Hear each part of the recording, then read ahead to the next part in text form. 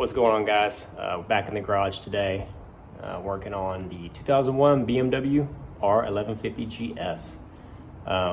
So last video, we kind of talked about taking the gas tank off, went through taking the battery out to charge it, and I talked about replacing the throttle cables. But I actually have somebody who's interested in buying the bike kind of as is.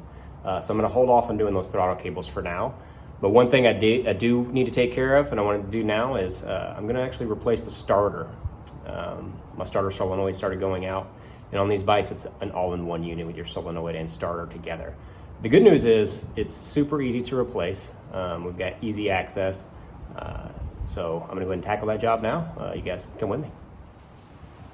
All right, guys, here's the bike gas tank removed, seat off, just as you saw last time.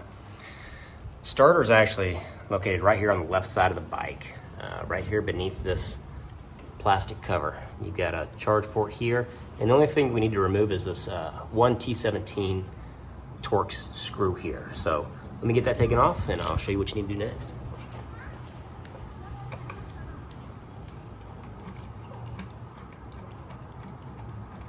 All right. So I've actually got crash bars on my bike, which is going to make this a little more difficult to get this out. If you don't have those, great, easier for you. Just pull it straight out. So I've got to do a little bit of finagling here to get this out without breaking it. There we go. And then just disconnect your electric clip. There we go. Here's the whole starting unit, solenoid here at the top. So we'll just remove the clip here. Get you a 1/2-inch wrench. Take this nut off. And again, if you don't have crash bars on your bike, it's going to be a lot easier to access this. 1/2-inch wrench, or I suppose if you've got a deep 1/2-inch socket, that'll work as well. I haven't quite loose enough yet.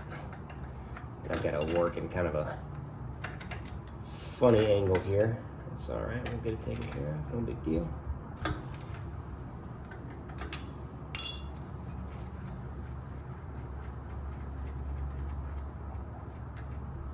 Turn that off, a couple washers here.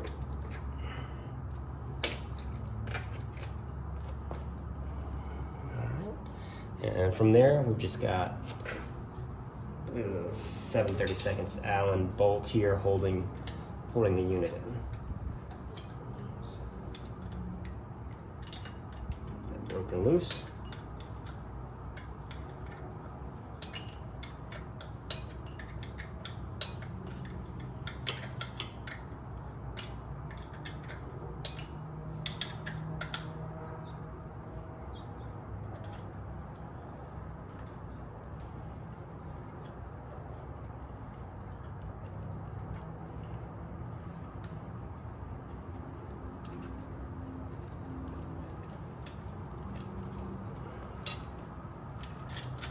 And then there's actually one more Allen bolt.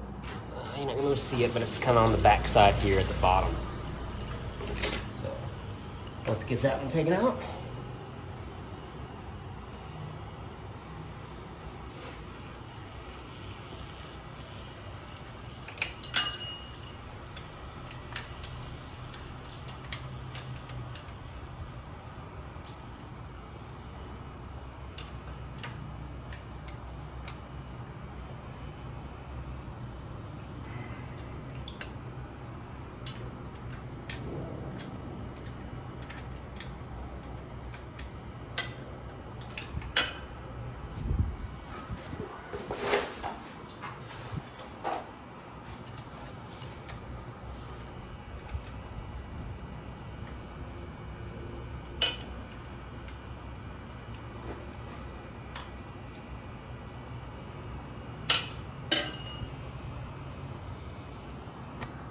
See if you guys can see this under here. There, focus. There it is, right there. Let's see here. A little wrench cheater trick will help. There we go. Now we got it spinning.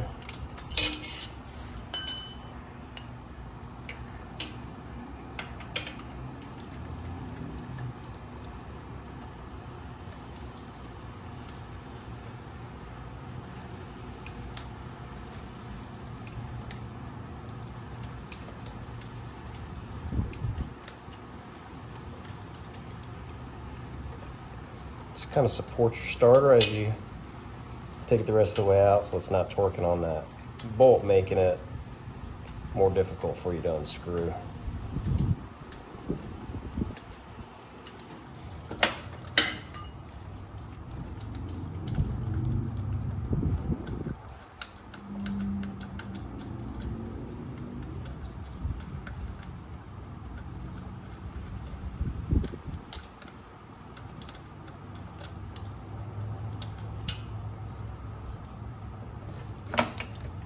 And then pull your starter out.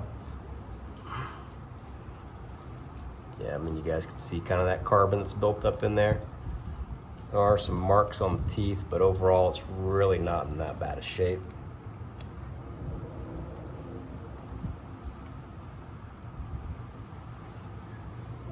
A couple notches, but we're gonna go ahead and replace it. We've already got the new part. So that's all there is to taking it off, guys. All right, got our new starter here.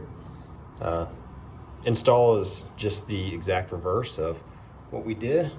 We're saying I'm gonna go ahead and take this nut off our connection point here. So we've got that ready to go. It's time to put that on. And the first is gonna be this kind of difficult to access Allen bolt here. So see if I can't get that lined up and in there with any luck. There we go.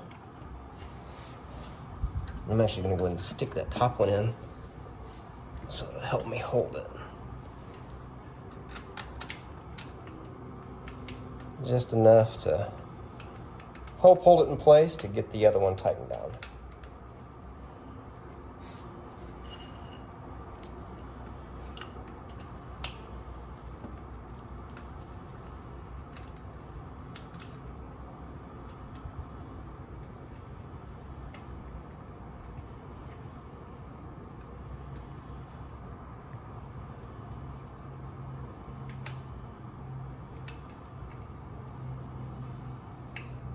There we go. Just tight enough to hold it. And now I'm gonna finish tightening, get this one installed.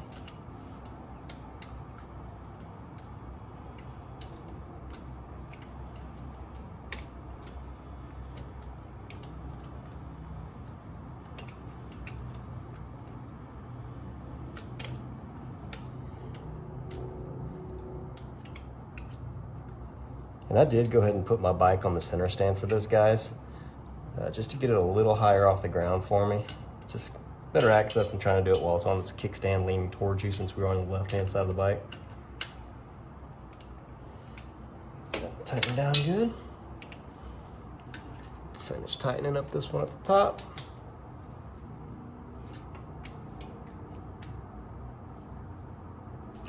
And that's all there is to it. So, let's get our other components installed. Back to the cable.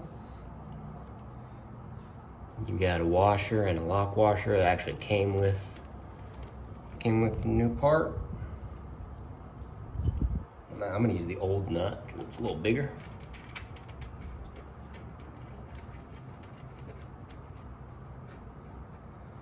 Thread that on by hand, use that 1/2" wrench to tighten it down. Again, working around these crash bars a little bit.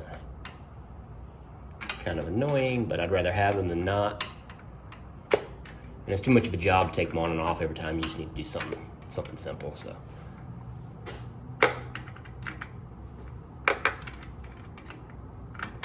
Just get that nice and snug. Doesn't need to be super tight. Make sure you've got a good connection.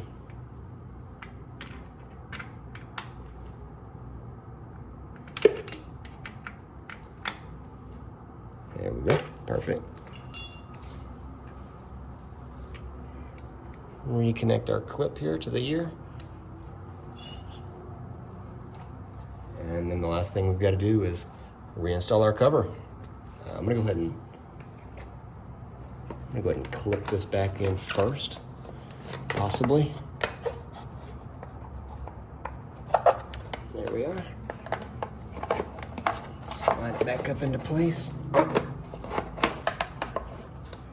Before I do that, you've got two little holes that these go in. One is right there.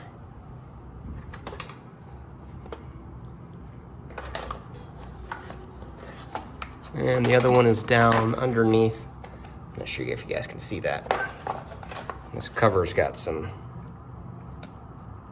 little things that go in those holes. Focus camera. There we go. So, finished working on that.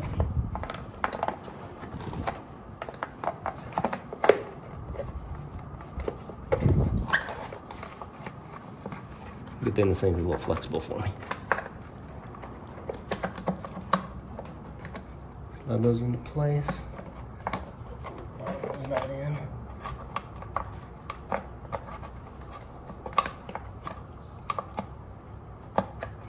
There we are.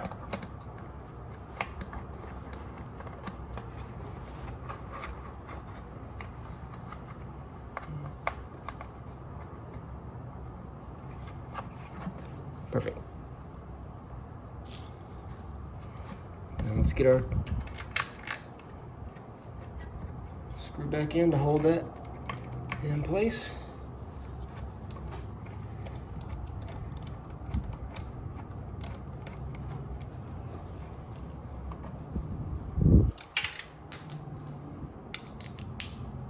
That's all there is to it. There's the final product, guys. Back installed, maybe 10 minutes.